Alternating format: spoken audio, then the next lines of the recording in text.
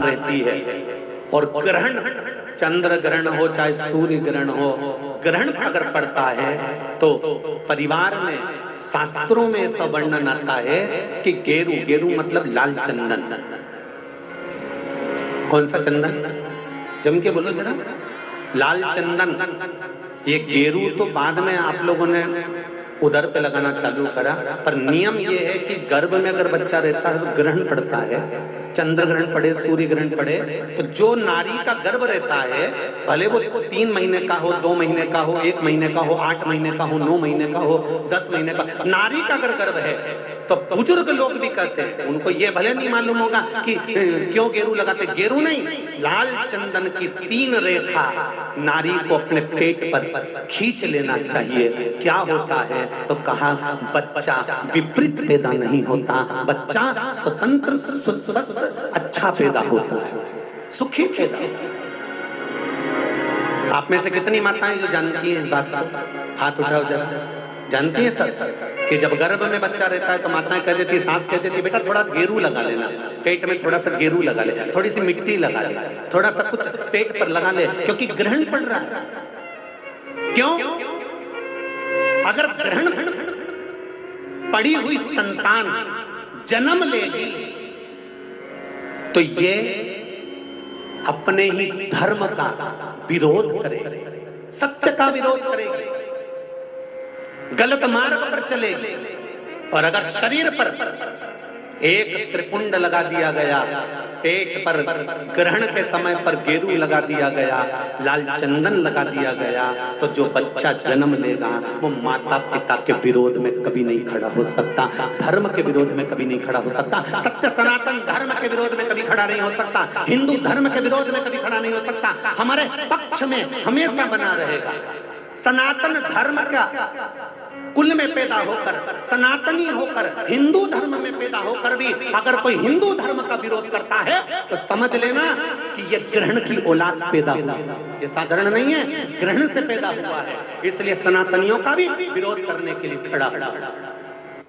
और आप सबसे निवेदन है, जब ग्रहण पड़े गर्भ पर, भले गेरू की 3 लाइन खींच लो, चाहे लाल चंदन की 3 लाइन खींच लो, पर अपने गर्भ पर गेरू लगाना जरूरी होता है, क्योंकि बच्चा अपने माता पिता की भी नहीं सुनता अगर ग्रहण का भाव उस बच्चे पर पड़ जाए। अगर माता पिता को अपनी सेवा करवाना है तो गर्भस्थ बालक को जब ग्रहण पड़े तो शरीर पर थोड़ा सा त्रिपुंड लगा लेना चाहिए। क्यों?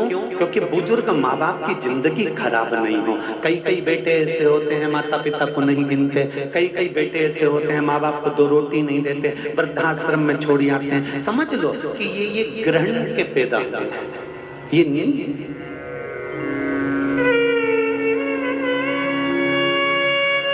आप लोग जानते हैं ना माता, सत्यता में बोलो, जब ग्रहण का समय आता है तो आपने अपनी बहुओं को कहा कि नहीं कहा गेरू लगाने का? बोलो जरा, हाथ उठाओ, किस किस ने कहा ये बात? कहिए। आप लोगों को ध्यान में है, बुजुर्ग माता इस चीज को जानती हैं। रखिए, बुजुर्ग लोग इस बात को जानते हैं कि गर्भस्थ अगर बच्चा है और ग्रहण पड़ रहा हो तो त्रिपुंड लगा लेना चाहिए। एक प्रश्न खड़ा हुआ था, गुरुजी गर्भ में जब बच्चा रहता है तो गर्भवती नारी को, वो प्रश्न कल का था, समय हो गया था इसलिए हम बता नहीं पाए। गर्भवती नारी को शंकर भगवान का पूजन गर्भवती नारी को कब तक करना चाहिए? गर्भ में अगर बच्चा रहता है तो गर्भवती नारी को शिव जी के शिवलिंग की पूजन कब तक करना चाहिए? पहले तो ये बताओ कि किसने कहा कि गर्भस्थ नारी को भगवान का पूजन ही नहीं करना चाहिए? पहले तो उसको ढूंढ के लाओ कि भैरू है कहाँ, उसको पकड़ो, कालिए को जा मिल जाए, और उससे पूछो कि हमारे शास्त्र में, हमारे धर्म में, हमारे पुराणों में तुम कितनी पुराण उठाओगे? 18 पुराण, 6 शास्त्र, 4 वेद, कौन से उठाकर लाना चाहते हो? कितने उपनिषद उठाओगे? सारे संहिताओं को उठाकर ले आइए, सारे पुराणों को उठाकर ले आइए, सारे शास्त्रों को उठाकर ले आइए। और अगर आपके पास में नहीं है तो सीहोर में आइए, कुबेरेश्वर धाम के लाइब्रेरी में बैठकर एक एक पुराण का अध्ययन कर कर जाइए, एक एक संहिता का अध्ययन कर कर जाइए, एक एक शास्त्र का अध्ययन कर कर जाइए, वहाँ सारी किताबें मिल जाएंगी आपको। आप पढ़ो और कौन सी पुराण में लिखा है हमको भी छाट कर बताओ कि गर्भवती नारी को शंकर का भजन नहीं करना चाहिए, गर्भवती नारी को शिव जी को नहीं छूना चाहिए। कहाँ लिखा है? यहाँ तो शिव महापुराण की कथा कहती है कि गर्भवती नारी जब भगवान शंकर को एक लोटा पानी चढ़ाती है तो उसका बच्चे का बाल बांका नहीं हो सकता, बच्चा पूर्ण पैदा होता है, अस्वस्थ नहीं हो सकता, स्वस्थ होता है।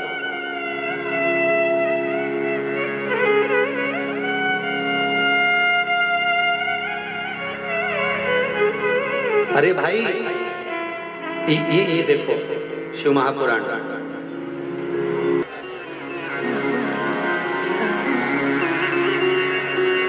शेर शाह शूरी ने राजकुमारी रानी रत्नावली को देखने के लिए सेना तैयार कर कर लेकर आया इस रायसेन के किले पर आक्रमण करने के लिए।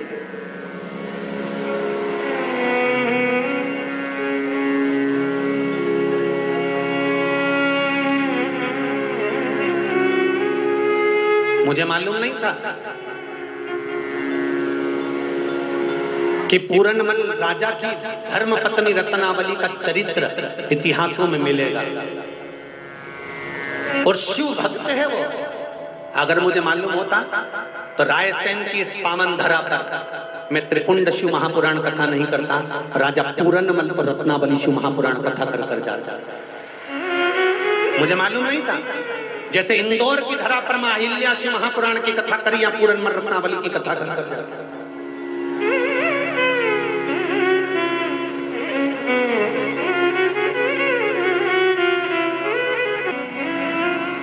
शेर शाह सूरी ने आक्रमण करा इस रायसेन की धरा पर, किले पर।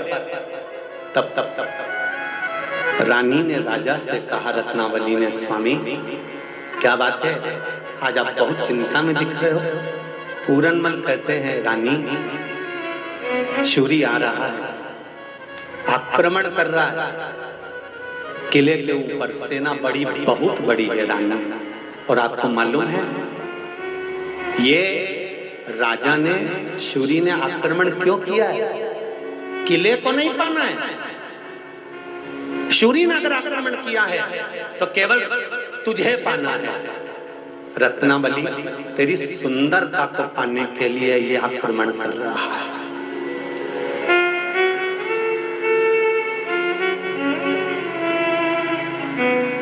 अरे रायसेन वालों, तुम्हें तो गौरव से सीना तान कर चलना चाहिए कि तुम्हारे नगर की राजमाता राजकुमारी रत्नावली रानी अपने पति के हाथ में कटार देती है और कटार में सिंदूर भर देती है।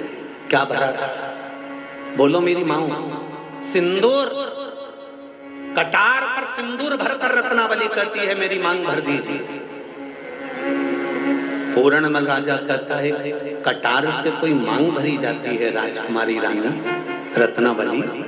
कटार से मांग भरी जाती है? रत्नावली कहती है, मैंने सुना है शिव उदार है, मनुष्य जिंदा रहता है तब भी शंकर उसके साथ रहता है, और मनुष्य मर जाता है तो शंकर के पास चले जाता है। रत्नावली कहती है, जिंदा हूं तब तक तुम्हारी हूं, मरने के बाद तो मेरे शंकर और कंकर की हो जाऊंगी ना।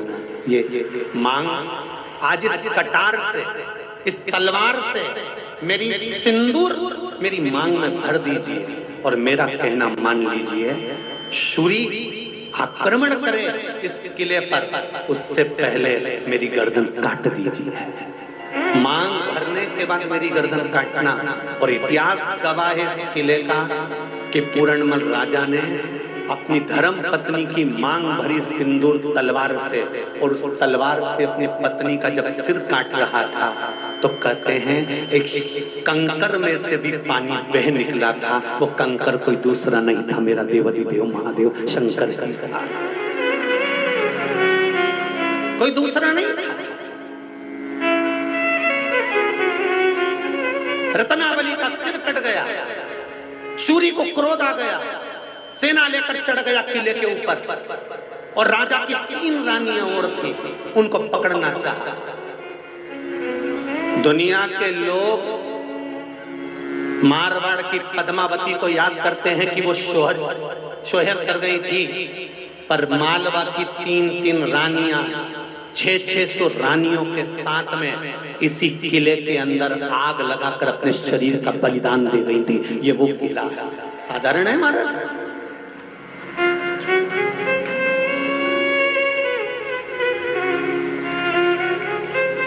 सहज नहीं है शिव। शंकर का अनुमोदन, शंकर का भजन, शंकर का कीर्तन, शंकर का स्मरण। और मेरा निवेदन है, आप भी अगर शंकर का भजन कर रहे हो, शंकर का कीर्तन कर रहे हो, शंकर का नाम जाप कर रहे हो, शंकर का स्मरण कर रहे हो, साधारण नहीं हो सकता। आपके सात्वित्व की रक्षा स्वयं शिव करते हैं। कोई एक शिव महापुराण में से एक चरित्र उठाकर बता दो जिसमें भगवान शंकर ने किसी का सात्वित्व नष्ट करा।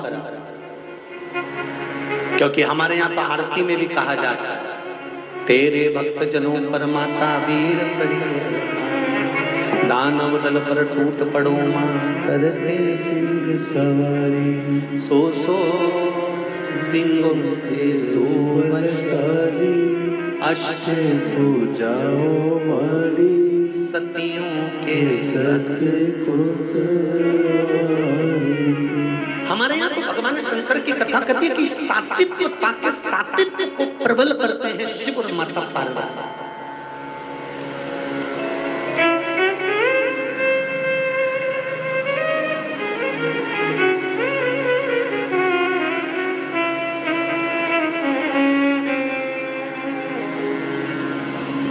रत्नावली ने एक बात कही पूर्णमल,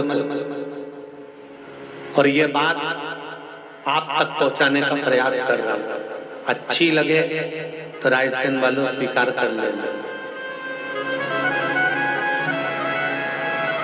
रत्नावली ने कहा, मैं भले प्राण छोड़कर चली जाऊंगी, पर मेरा शंकर तो इसी किले में रहेगा। शंकर तो नहीं जाएगा, शिव तो वही है, शंकर को तो नहीं छोड़ सकती ना, क्योंकि कंकर के अंदर शंकर है और शंकर कोई साधारण नहीं है। हर हर महादेव और घर घर जम के तो बोलो, घर घर महादेव। शिव तो नहीं जा सकता है।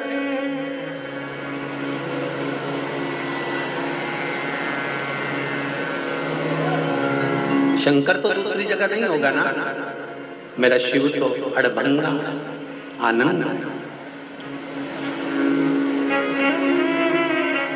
कितने लोग हैं जो दिवाली मनाते हैं? हाथ उठाइए। सब लोग मनाते हो दिवाली? दोनों हाथ उठाओ जरा, अच्छे नहीं लग रहे, रख लीजिए। रायसेन के आसपास के हो और कहीं से भी आए? आसपास के ही हो? हाँ ठीक है, एक बार फिर से उठा दो जो दिवाली मनाते हैं। ठीक, पपड़िया कौन कौन खाता है? जरा हाथ उठाओ, सत्य बोलना, बिल्कुल सही सही। मिठाई कौन कौन खाता है? रख रख रख।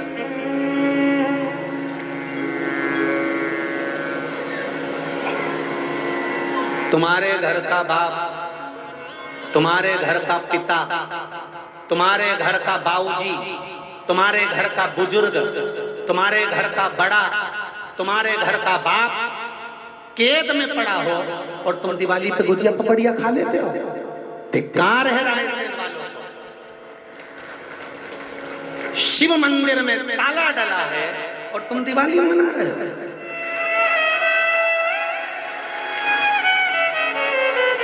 शंकर के मंदिर में ताला लगा हुआ है और तुम लड्डू खा रहे हो। अरे आसपास में कोई तालाब हो तो थोड़ा सा पानी चुल्लू भर कर लिया।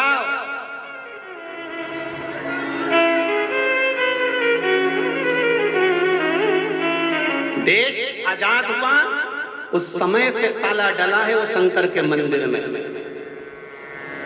सन 74 में एक मुख्यमंत्री जी आए थे और केवल एक दिन के लिए वो ताला खोल कर गए थे। मेरा भारत आजाद हो गया पर मेरा शंकर आज तक आजाद नहीं हो पाया। ऐसा रायसेन है। मैं आह्वान करता हूं इस मध्य प्रदेश शासन के शंकर केद में है तो वो फिर राज किसी काम का नहीं। जिनका नाम शिवराज है और उनके राज्य में वो सनातनी है। मैं अच्छे से जानता हूं कि मेरे मामा शिवराज सनातनी हैं और जो गृह मंत्री हैं नरोत्तम मिश्रा जी भी, वो भी सनातनी हैं। जो पर्यटन मंत्री बनकर केंद्र में बैठे हैं वो भी सनातनी हैं और जो प्रधानमंत्री बनकर बैठे हैं वो भी सनातनी हैं। मैं चाहूंगा कि मेरे शंकर को केस से मुक्त कर दिया जाए। आप में से कितने लोग